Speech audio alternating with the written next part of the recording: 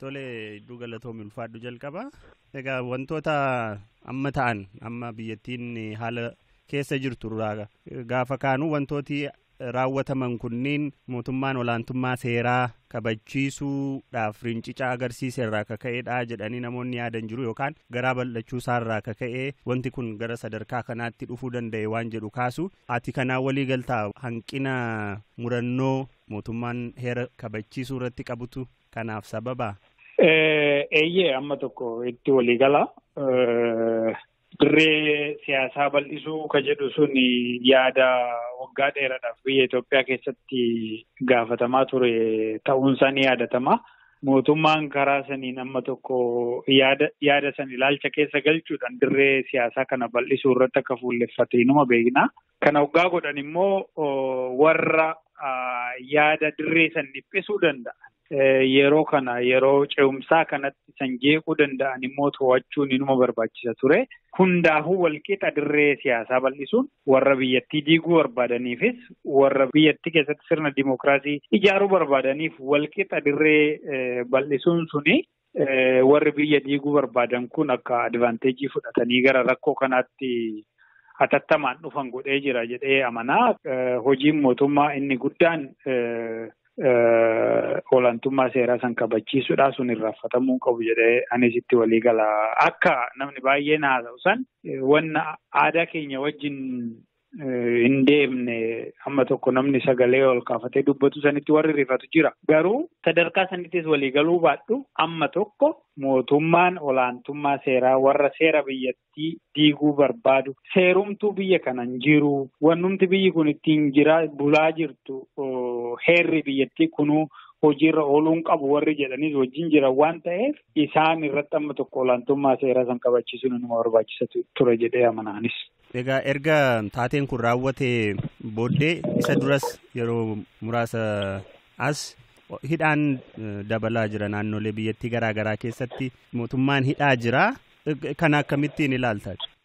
Ameen kuni waan hin oolle qaama sadarkaan biyyattiin irra jirtu hidhuu dhiyeessuudhaan homaa godhuu hin dandeessu. Maaliifii guutuu biyyi kun biyya uummattoota miliyoona 100 ol qabu waan ta'eef namoota muraasa rakkoo kana uumaa jiran akkasumas immoo rakkoo ni uumu jedhamanii shakkaman mootummaan seeratti dhiyeessuun irrumaa eegama. Seera kabachiisuu qaba yeroo jennu amma ammaatti gara laafinsi suni namni baay'een waan biraa keessa akka galu godhee jira. Namoota san adda baasee seeratti dhiyeessuun to'annoo jala oolchuun akkaan barbaachisaadha. Kana keessa garuu immoo namoota yakka tokkoon hojjetiin walitti qabanii hidhuurraa mootummaan ammas of qusatee qoratee hidhu akkuma isaan jedhan kana dura hidhanii qorachuu odoo hin ta'in qoratanii hidhuutti seenuu qaban malee hidhuun nama yakka hojjete seeratti dhiyeessuun I think hojii mootummaa keessa hojii guddaa waan ta'eef kana godhuun inuma eegama jedhee amana waanuma dura jedhanii wal qabata.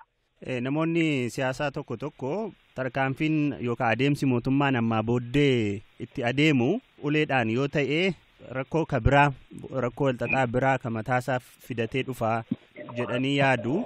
Adeemsi kun jechuun hidhaan kunii olaantummaa seeraa kabachiisuuf adeemsa mootummaan ammaa booddee adeemuuf jedhu kunii dhiibbaa hin malle qabaachuu danda'a. Dhiibbaa hin malle qabaachuu danda'a ka jedhu mootummaa abbaa hirree ta'uu yoo barbaade kuni caarraa gaariidha. Akkasumaan itti fufee mootummaa abbaa hirree caarraa ta'uu hin qaba.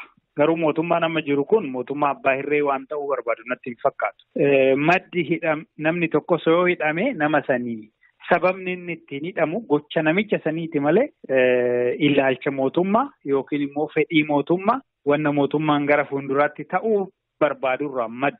Otoo isaan godhuu barbaade mootummaan kun amma ammaatti hoggaa uummanni akkanatti gadi ba'ee isin seera kabachiisuu diddan olaantummaa seeraa kabachiisuu diddee jedhee namni itti boo'u amma har'aatti hin turu ture. Kanaafuu namni yeroo hidhamu namni yoo to'annoo seeraa jala oole namicha san kaniisisu gocha isaa amma ta'e fedhii mootummaa qofa odoo hin ta'in gocha nama sanii gocha nama dhuunfaa gocha garee sanii amma ta'etti ani rakkoo qaba jedhee namanu. Hojiin mootummaas immoo inni guddaan olaantummaa seeraa kana kabachiisudha. Biyya san keessatti humnatti kan fayyadamuu danda'u monopoly of power kan qabu mootummaadha. Amma garee biraatu monopoly of powerii qaba. garee biraatu humna mootummaadhaa olii akka horatan godhanii mootummaayyuu humnaan irraa fonqolchanii gara taayitaa mootummaa humnaan qabachuutu sadarkaa deemurra ga'anii jiru. Kanaafuu mootummaan yeroo kanatti yoo tarkaanfii hin fudhanne yoo aaktiin goone mootummaan amma jiru kun hin bada uummattiin biyyattiitis rakkoo keessa seenan. Kanaafuu namoota ilaalcha akkanaa qaban garee ilaalcha akkanaa qaban ammas mootummaan seeraan qoratee seeratti dhiyeessuu qabaa. Mootummaas kan akka kana godhu jara sanis kan seeratti dhiyeessu immoo seera biyyattiiti malee fedhii namaa yookiin fedhii namoota mootummaa keessa jiraniitis natti hin fakkaatu. Adeemsi mootummaa ammaa booddee jiru seera kabachiisuu irratti sadarkaa kanatti daanga'uu qaba waan jettee yaaddu qabdaa? Haga eessaatti ta'uu danda'a? Duruma ogguma jalqabnu seera kabachiisuu wanni jedhu daangaa qaba. Seeratu jira. Seerri kun kabajamuu qaba.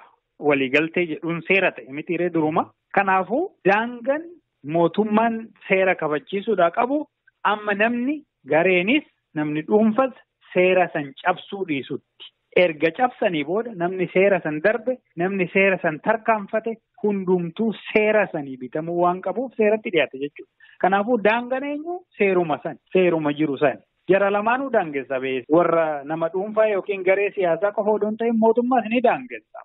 Mootummaan mirga seerri kenneefin warra seera cabsu seeratti dhiyeessa. Kanaafuu daangaan jiru seeruma jechuudha. Amma seera hin cabsinitti immoo namuu hidhamuu hin qabu. Amma seera hin cabsinitti immoo namuu tuqamuu hin qabu. Tolee, tibba kana Oromiyaa kutaalee garaagaraa keessatti namoonni baay'een hidhamaa akka jiran dhageenye. Addatti Oromiyaa keessatti wanta ta'aa jiru kana wajjin wal qabatee hoo maal jetta?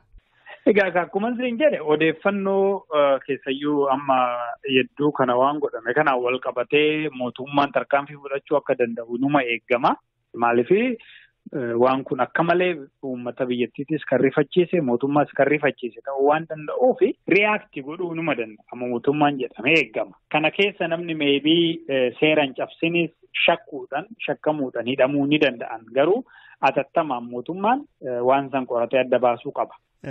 Yoo danda'ame garuu akkuma dura jedhan san qoratanii hidhuutu barbaachisa. Kanaafuu ammas mootummaan nama seera cabse seeratti dhiyeessuun akkuma jirutti ta'ee fedhii siyaasatiin namni hidhamu yoo jiraate sun dogoggora mootummaanis sanirraa of qusachuu qaba. Taateen irra jireessi sochiin mul'ate naannoo Amaaraa ta'ee osoo jiru hidhata maaliin Oromiyaa keessatti namoonni akkaan baay'ee ta'an hidhamuu akka danda'an wanti tilmaamtu yoo jiraate jedheeti. Waan tilmaamu hin qabu dhugumaan garuu taatee biyya naannoo Amaaraa keessatti ta'e kana maddisaa eessarraa maddaa eenyuun waliin hidhata qabaa gareen kana hunda biyyattii guutuu qindeessu jiramoo hin jiru ka jedhu gaafiin kun hin deebine amma ammaatti. Kanaafuu mootummaan shakkii qabaachuu danda'a. Shakkii saniin namoonni hidhamuu ni danda'an. Garuu yoo harki isaanii keessa hin jiraanne immoo akkuma dura jedhe san seeraan qoratamanii yeroo gabaabaa keessatti mana murtiitti dhiyaatanii haalli isaan itti bilisa ta'uu danda'anis jiraachuu mala jedhee amana.